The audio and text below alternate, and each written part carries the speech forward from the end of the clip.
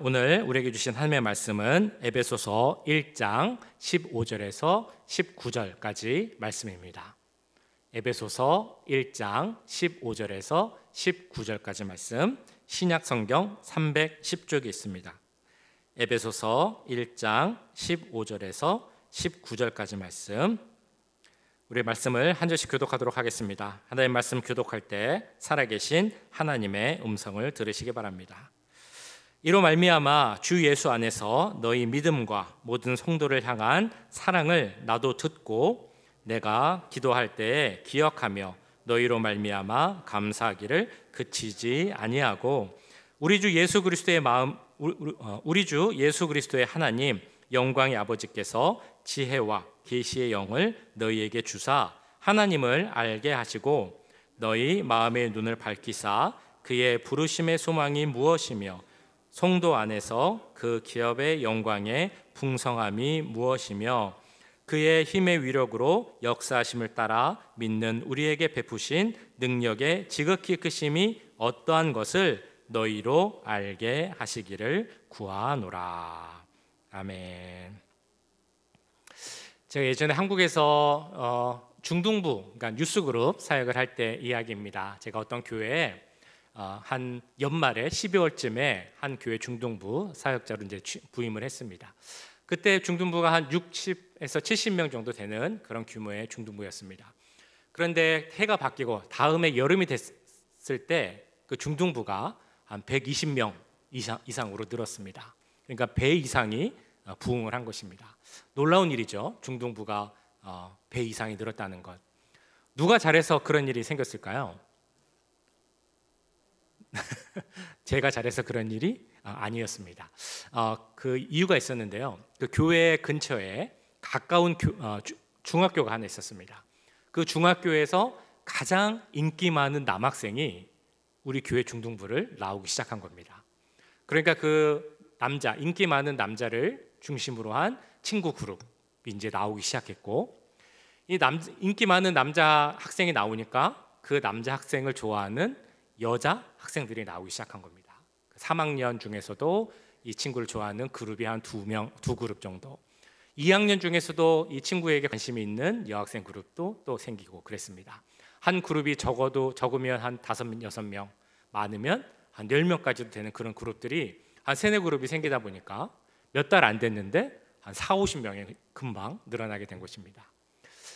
그래도 어쨌든 제가 잘한 건 아니었지만 중등부가 부흥하고 학생들이 많아지니까 참 좋았습니다.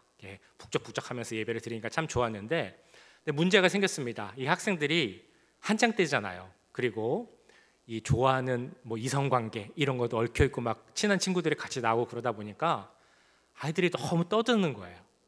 예배 시간에도 떠들고 성경 공부 시간에도 떠들고 막 얘기하고 무슨 연예인 얘기도 하고 이성 친구 얘기도 하고 막 계속 그러는 겁니다. 그래서 그 친구들을 예배를 잘 드리게 하는 것이 그 당시에 참 어려운 일이었습니다.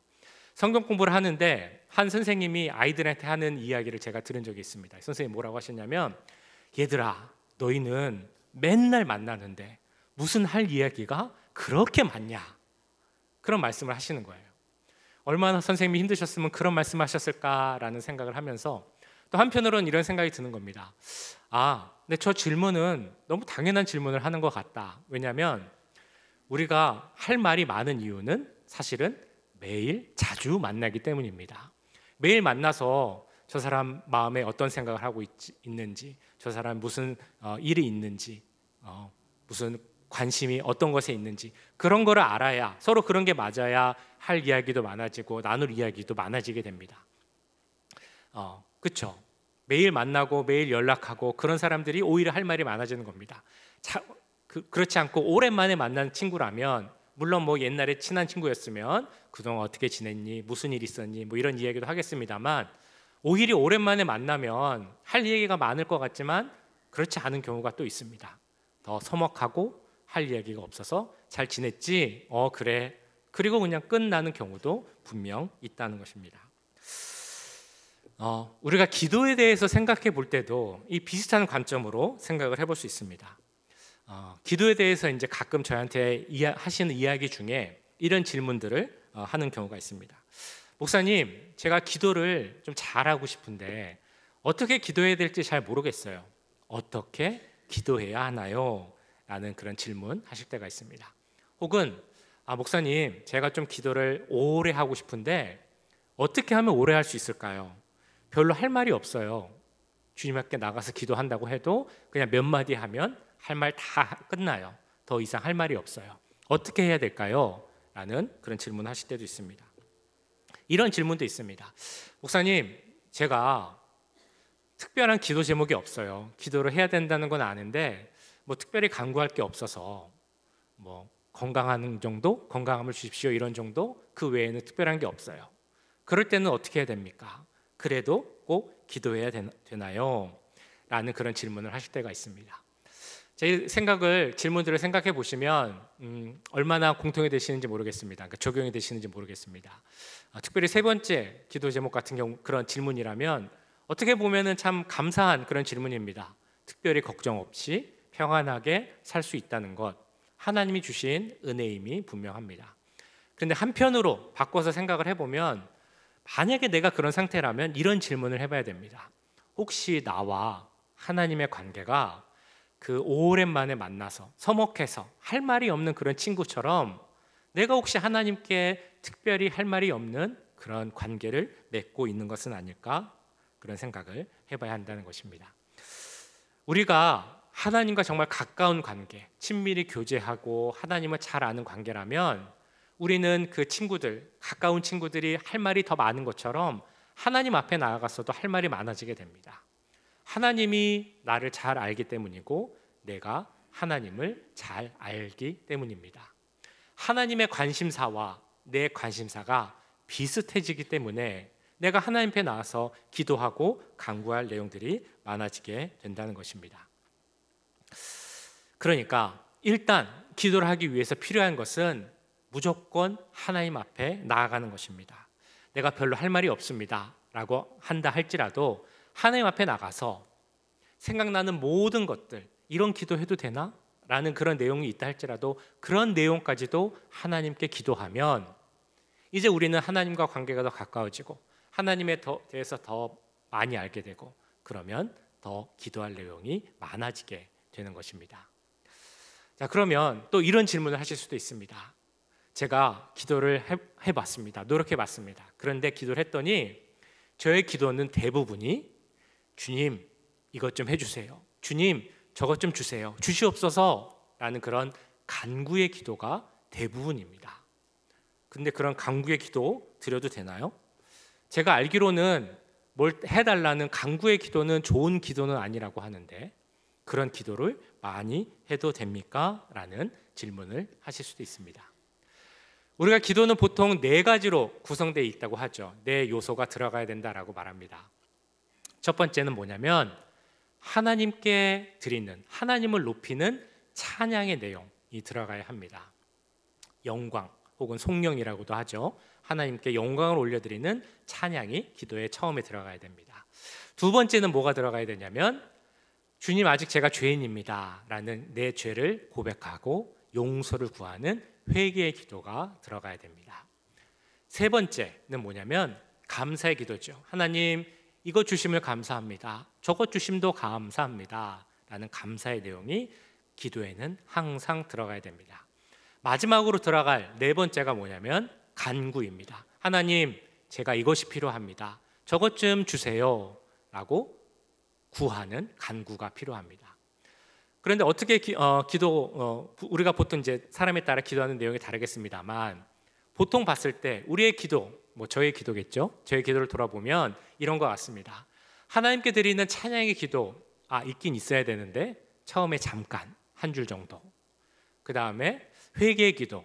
그래도 내가 죄인이니까 이 회개의 기도는 좀 들어갑니다. 이런 죄를 졌습니다. 주님 아직도 제가 이런 죄를 짓습니다. 그러면서 용서를 구하는 기도를 잠깐 합니다.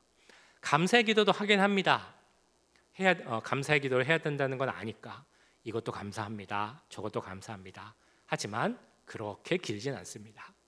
기도의 대부분 한 3분의 2 이상을 차지하는 기도는 간구의 기도입니다. 주님 이거 필요해요. 아시잖아요. 이거 좀 주세요. 이거 좀 도와주세요 라는 그런 기도를 합니다. 그런 기도를 하면서 이런 간구의 기도를 주로 하는 기도를 드려도 괜찮은가? 라는 생각을 할 수 있습니다. 어떻게 보면 우리의 기도가 간구의 기도로 주로 이루어질 수밖에 없는 것은 어찌 보면 당연하다라는 생각이 들기도 합니다. 왜냐하면 우리는 이 땅에서 현실을 살아가고 있는 사람이기 때문입니다. 매일매일 살아가는 현실 속에서 필요한 것들이 생기고 문제가 생기고 어려움이 생기기 때문에 도움이 필요합니다. 그래서 우리는 하나님께 나가서 주님, 제게 이것이 필요합니다. 주님이 도와주셔야 됩니다. 이것 좀 주십시오라는 그런 간구의 기도를 어찌 보면 당연히 할 수밖에 없습니다. 중요한 것은 하나님도 우리의 그런 형편을 아신다라는 것입니다. 그렇기 때문에 우리가 나가서 이거를 달라는 간구의 기도를 하는 것은 전혀 문제될 것이 없습니다. 하나님께서는 우리가 간구의 기도라도 주 앞에 나와서 기도하는 것을 기뻐하시기 때문입니다. 그런데 여기 놀라운 일이 있습니다. 신비한 일이 있습니다. 우리가 간구의 기도를 한다 할지라도 계속 주님 앞에 나가서 기도를 드리게 되면 그 기도의 내용이 조금씩 변화해 간다는 것입니다. 처음에는 나를 위해서 간구합니다. 내 가족을 위해서만 간구합니다. 내가 잘되게 해주세요. 성공하게 해주세요. 축복받게 해주세요. 이것이 간구의 그 주요한 내용이었다면 이제는 그 간구의 내용이 바뀌게 되는 것입니다. 주님, 나와 함께 있는 이 옆에 있는 분들을 위해 도와주세요. 주님, 제가 나가고 있는 우리 교회를 위해서 필요한 것들을 주세요. 주님, 내 나라 한국, 내가 살고 있는 미국을 위해서도 이것을 허락해 주세요. 뿐만 아니라 하나님의 나라, 하나님의 의를 위한 기도, 그것에 필요한 간구를 드리는 그 내용으로 우리의 기도가 바뀌어 간다는 것입니다. 그리고 더 나아가서는 기도 자체를 위한 간구도 하게 됩니다. 하나님, 제가 이 기도할 때 기도하는 것만으로도 감사하고 기뻐할 수 있는 그 은혜를 우리에게 허락해 주세요. 이 기도를 통해서 하나님과 함께하고 교제하는 그 기쁨을 누릴 수 있도록 주님 도와주세요. 기도 자체를 위한 간구도 우리가 드리게 됩니다.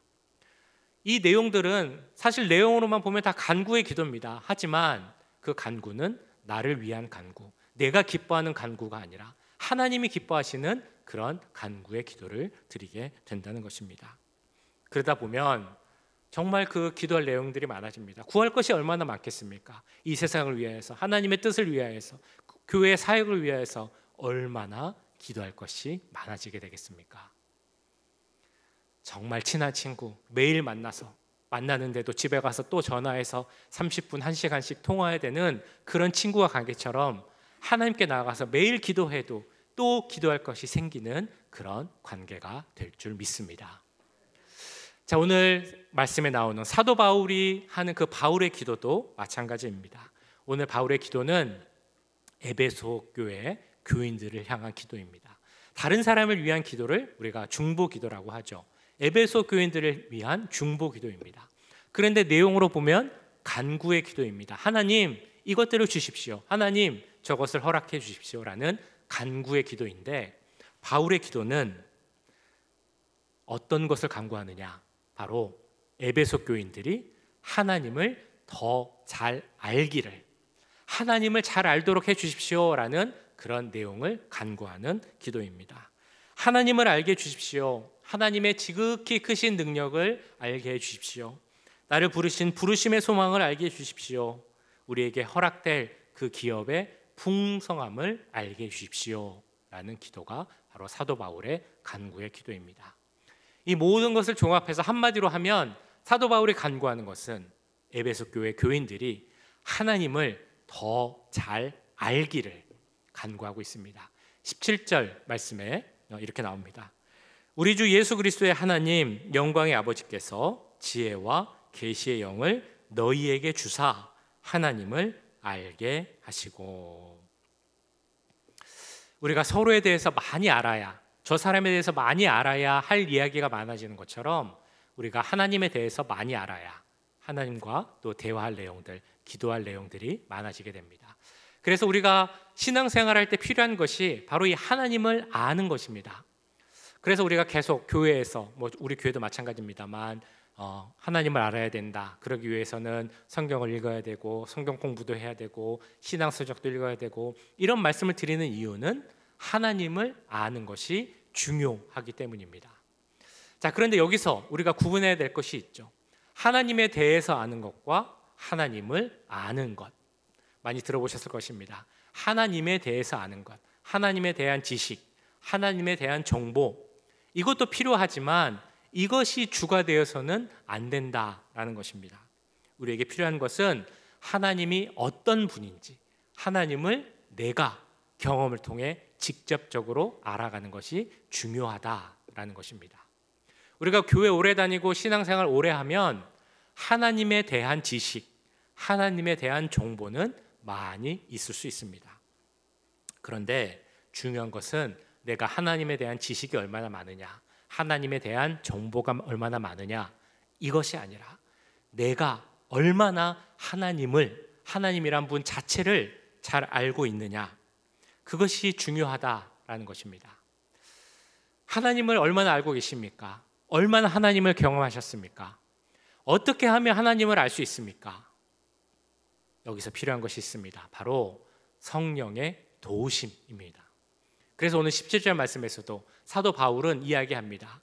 하나님의 지혜의 영이, 계시의 영이 너에게 임하사 너희가 하나님을 알 수 있는 그 은혜를 경험하기를 정말 기도한다, 간구한다 라고 말하고 있는 것입니다.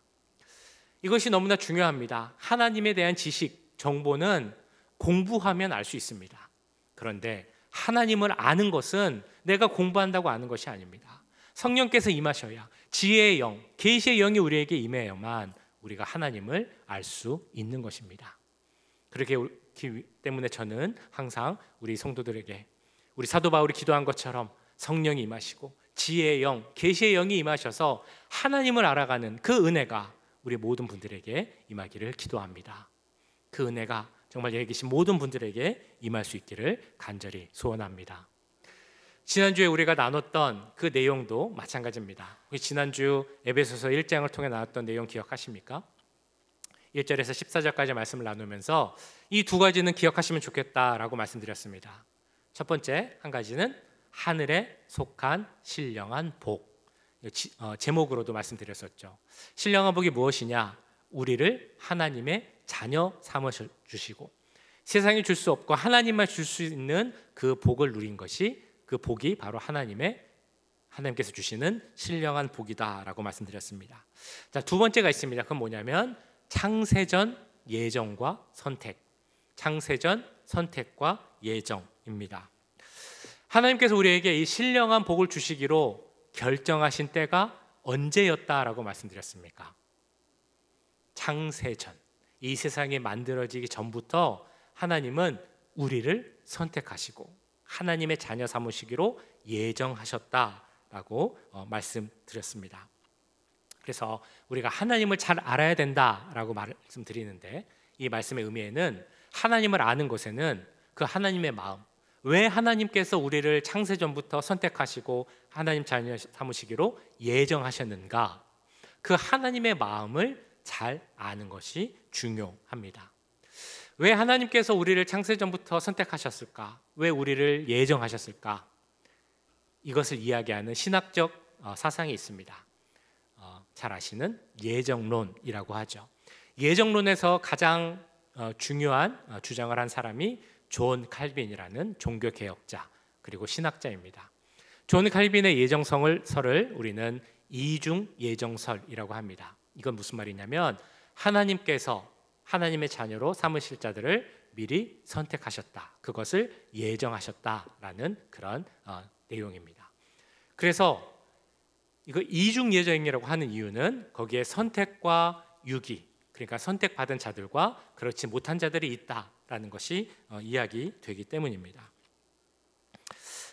이 예정설은 사실 은혜와 관련이 있습니다. 그러니까 우리가 예정을 받은 것, 선택받기로 예정된 것은 온전히 하나님의 은혜 때문이다라고 우리가 보기 때문입니다. 우리가 무엇을 잘하여서, 우리가 무엇을 했기 때문에 우리가 선택받은 것이 아니라, 우리가 죄인 되었을 때 아무것도 안 했지만 하나님께서는 우리를 선택하시기로 예정하셨다라고 보기 때문에 이것은 은혜이다라고 말을 합니다.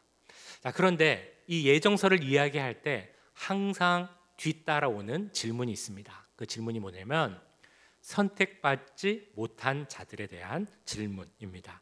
예를 들면 이런 질문이 있죠. 왜 우리 하나님, 은혜의 하나님, 사랑의 하나님이라고 하는데 선택과 유기를 구별해 놓으셨느냐? 왜 선택받지 못한 자들은 선택받지 못하였느냐? 그런 선택받지 못한 자, 유기된 자들까지도 선택하셨으면 얼마나 좋았겠느냐? 라는 것이 이 예정론에 항상 따르는 그런 질문입니다.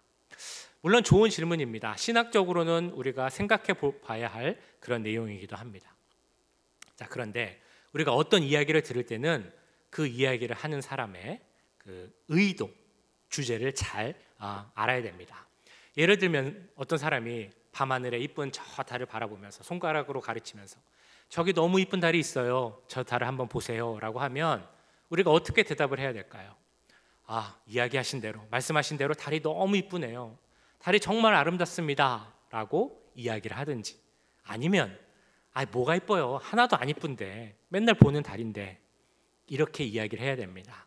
그런데 만약에 누군가가 저 달이 이뻐요, 저 달 좀 보세요 라고 이렇게 했는데, 당신 손가락이 왜 그래요? 손이 좀 이상해요 라고 말을 한다면 이거는 말하는 사람의 의도를 정확히 모르는 그런 응답이라고 할 수 있겠습니다. 예정설에 있어서도 마찬가지입니다. 예정설을 우리가 어떻게 받아들여야 되느냐? 예정설에 나타난 하나님의 뜻, 하나님의 은혜를 받아들여야 한다는 것입니다. 우리 모두는 하나님의 자녀가 될 자격이 없었습니다. 원래 우리는 진노의 자녀였고 분노의 자녀였습니다. 왜냐하면 우리는 죄의 자녀이기 때문입니다. 이 말은 곧 우리는 심판받을 수밖에 없고 그로 인해 벌받을 수밖에 없는 그런 존재였다는 것입니다. 영원한 죽음에 이룰 수밖에 없는 것이 바로 우리의 모습이었습니다. 그럼에도 하나님은 우리를 선택하셨습니다. 은혜로 우리를 선택하셨고 하나님의 자녀 삼으시기로 예정하셨습니다. 우리가 연약할 때, 우리가 부족할 때, 우리가 죄인일 때 이미 하나님은 우리를 사랑하셨다는 것입니다. 그 은혜로 말미암아 우리는 죽음에서 자유해졌습니다. 그 은혜로 우리는 죽음을 이기게 되었고 영원한 생명을 누리게 되었습니다. 이에 대해서 사도 바울은 고린도전서 15장에서 이렇게 말씀합니다. 사망아 너의 승리가 어디 있느냐? 사망아 내가 쏘는 것이 어디 있느냐? 우리 주 예수 그리스도로 말미암아 우리에게 승리를 주시는 하나님께 감사하노니. 자, 이 말씀대로 우리가 예정을 이야기할 때 마음으로 받아들여야 하는 것, 성령의 역사 가운데 깨달아야 하는 것은 왜 예정받지 못한 자가 있느냐, 왜 선택받지 못한 자가 있느냐, 이것이 아니라 우리가 무엇이 간데 하나님께서는 우리를 선택하셨습니까? 왜 우리를 하나님 자녀 삼아 주셨습니까? 라는 그 하나님의 마음을 알아야 한다는 것입니다. 우리에게 주신 지혜의 영, 우리에게 주신 계시의 영을 통해 알아야 할 것은 우리를 창세전부터 선택하여 하나님의 자녀 삼아 주신 그 하나님의 마음, 그 은혜의 마음을 깨달아야 할 것입니다. 그래서 오늘 말씀 18절에서는 이렇게 말씀합니다. 너희 마음의 눈을 밝히사 그의 부르심의 소망이 무엇이며 성도 안에서 그 기업의 영광의 풍성함이 무엇이며. 창세전부터 우리를 선택하시고 예정하신 이유를 무엇이라고 말씀하고 있습니까? 우리의 눈이 밝혀져서, 즉 성령의 역사 가운데 우리가 지혜를 갖게 되어서 우리를 부르신 그 부르심의 소망을 알게 하는 것이 목적이다라고 말씀합니다. 그리고 하나님의 자녀된 우리들이 받게 될 그 영광의 풍성함이 무엇인지를 알게 하는 것이 중요하다라고 말씀하는 것입니다.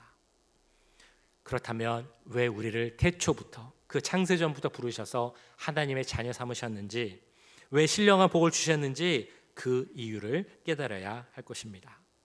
우리에게 성령을 통해 우리의 부르신 그 부르심의 소망을 알게 하신 것이 바로 하나님의 뜻이고 하나님의 마음입니다.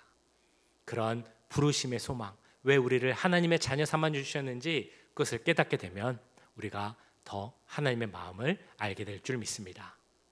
또한 중요한 이유가 있습니다. 하나님께서 우리를 부르신 이유, 창세전부터 선택하신 이유, 그것은 바로 우리와 교제하기 위함입니다. 이런 고린도전서 1장 9절에 이렇게 나옵니다.